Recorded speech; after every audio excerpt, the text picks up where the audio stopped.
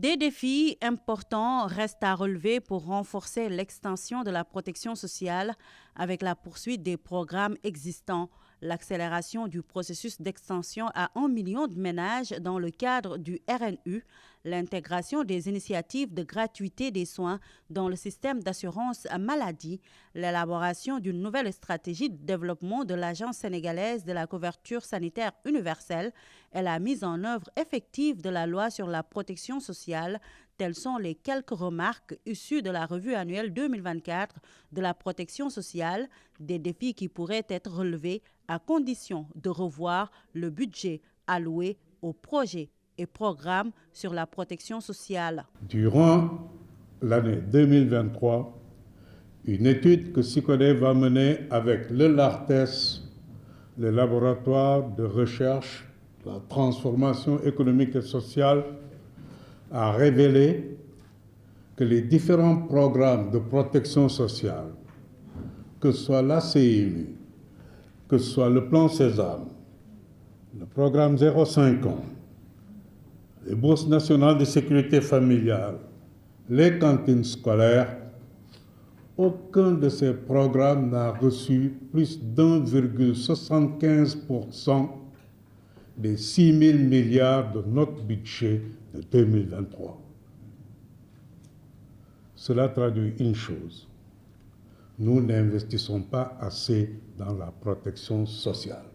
Il nous faut relever ce défi si nous voulons pérenniser, consolider et rendre la protection sociale beaucoup plus efficace. Il faut donc relever tous ces défis et cela passe par la coordination.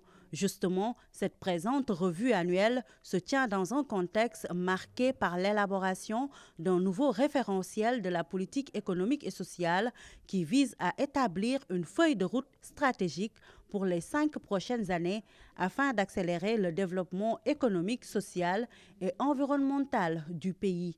Pour la délégation générale à la protection sociale, il faut relever ces défis afin que chaque citoyen puisse bénéficier d'une protection sociale, condition essentielle pour garantir une croissance forte, inclusive et durable. Bien que des avancées soient enregistrées, il n'en demeure pas moins que certains défis prégnants exigent que nous agissions avec efficacité dans une approche intégrée.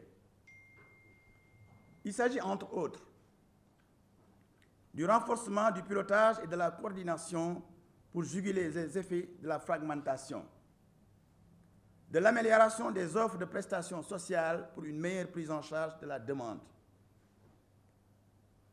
du financement durable de la protection sociale, de l'extension de la couverture sociale au niveau du secteur informel. Enfin, je voudrais affirmer, hic et nunc, que la protection sociale n'est pas seulement une question de politique, c'est une question de dignité humaine. Que chaque effort que nous faisons pour améliorer notre système de protection sociale est un pas vers une société plus juste, plus équitable et plus solidaire. Ce nouveau chapitre qui s'ouvre pour notre pays va nécessairement redéfinir les contours de la politique en matière de protection sociale, d'accélérer la trajectoire vers une protection sociale universelle.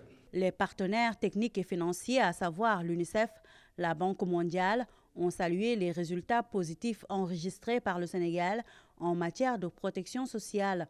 Ainsi, ils ont réitéré leur engagement à accompagner les projets et programmes en ce sens. La revue annuelle du secteur de la protection sociale qui nous réunit aujourd'hui est un moment clé pour évaluer les progrès réalisés, raffiner notre engagement et renouveler notre engagement, j'oserais dire, vers un système de protection sociale inclusif et durable.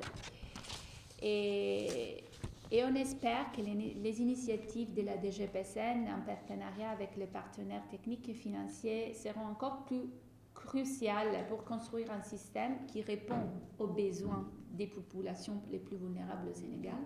Engagement renouvelé donc, les échanges et contributions des participants issus de l'administration, de la société civile entre autres, permettront de mieux prendre en compte les questions liées à la protection sociale.